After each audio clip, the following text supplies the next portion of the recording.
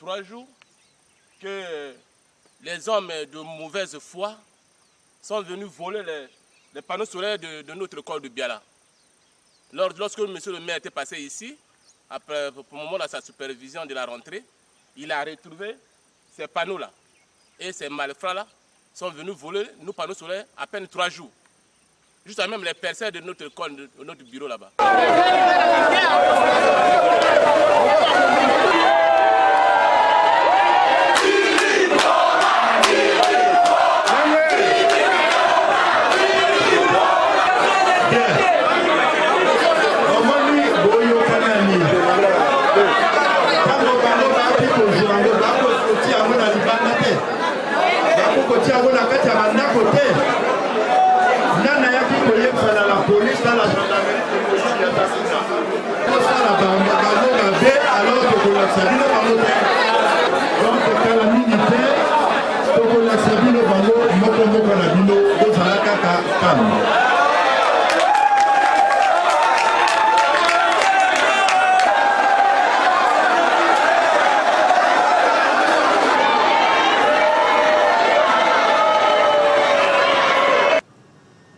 Oyo, notre localité se développe chaque jour.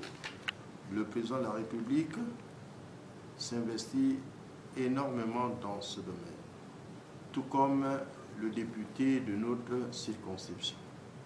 C'est dans cette optique que nous avons eu plusieurs infrastructures, telles que le complexe sportif, le gymnase et surtout l'installation des lampadaires en utilisant le système électro-solaire.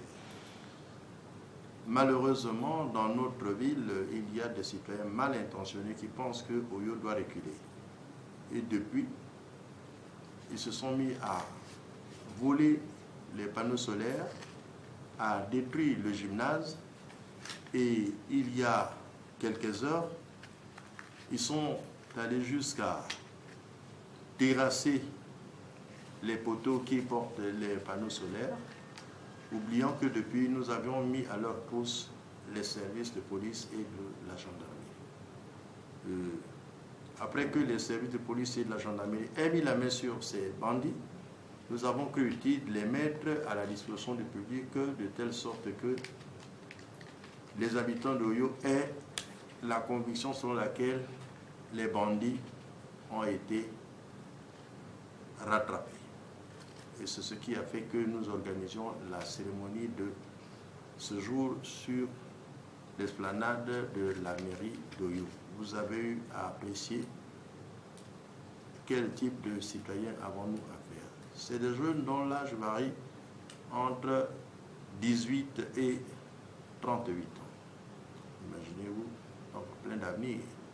C'est dire que nous avons beaucoup à faire dans le cadre de la prise en main de la jeunesse.